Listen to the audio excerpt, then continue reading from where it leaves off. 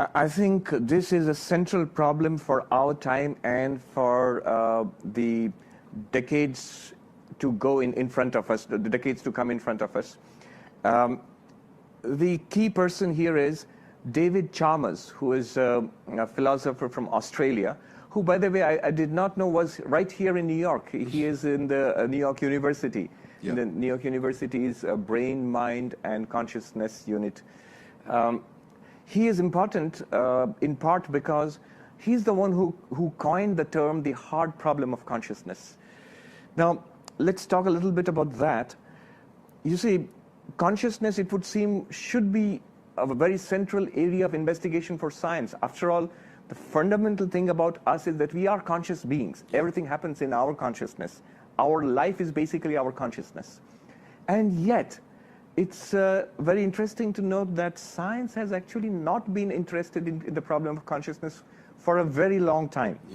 It has been outward looking, so studying the universe, and then coming closer, studying the body, and much more recently studying the mind also. But even there has been a reluctance to study the mind on its own terms.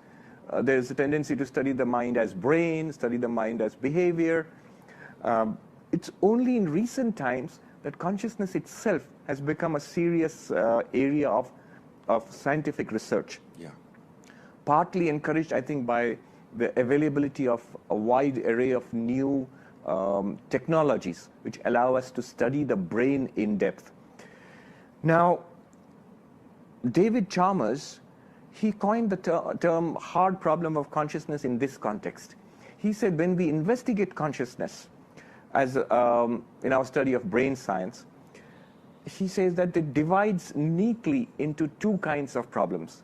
The so-called easy problems, and easy I would put air quotes here because it's not easy in a technical sense, difficult, but easy problems in the sense that one can now study what is happening in the brain when we do various things. So when you have a cup of coffee, the scientists can actually scan your brain and with fMRI and see which neurons are firing, and they go, this is the coffee drinking neuron. I mean, I'm joking, but it's not that simple.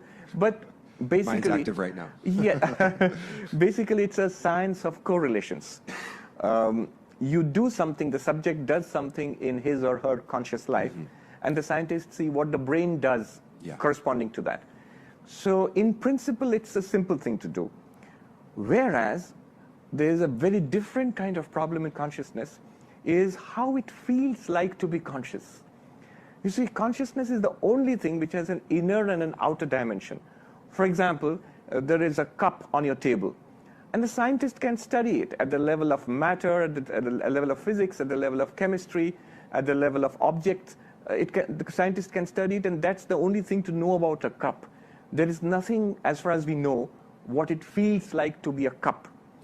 But there's a cat sitting on your couch now, and it has two dimensions. One is we can look at it, we can study it, and internally there is something like what it feels like to be a cat. Thomas Nagel, for example, in his landmark philosophical paper on what it is like to be a bat, he pointed out this distinction between the first-person perspective and the third-person perspective. So another way of putting the difference would be that a scientist might examine the fluids in my stomach and my intestine and come to the conclusion, this person is hungry. Now, I could have told you just the same thing by the sensations that I'm experiencing. So science has taken a third-person perspective, coming at it from outside, as it were. And that's how you study the brain. But we have a first-person lived experience. There is something like seeing and hearing and smelling and touching. And this is what is first-person lived experience. This is what David Chalmers calls the hard problem of consciousness. Why is that a problem? How does something which is an object, like the brain, produce a first-person subjective experience? There seems to be no way to go from one to the other, from pure object to pure subject. As somebody said, and I saw this cartoon where they're trying to explain how a physical system like the brain produces consciousness. And the cartoon, there's a scientist showing step 1 and step 2 and step 3. Step 1, 2, and 3 is full of calculations. And then step 5, you have consciousness. But in between step 4, it says, a miracle. And the senior scientist is telling the junior scientist, I think you need to work on step 4 a little more. So, as somebody put it, on one side you have water, on the other side you have wine. But in between, what happened, nobody can say. So that's the hard problem of consciousness. And it deals with the very heart of consciousness.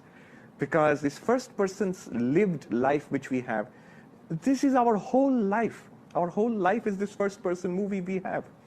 And this is what science finds it very difficult to deal with.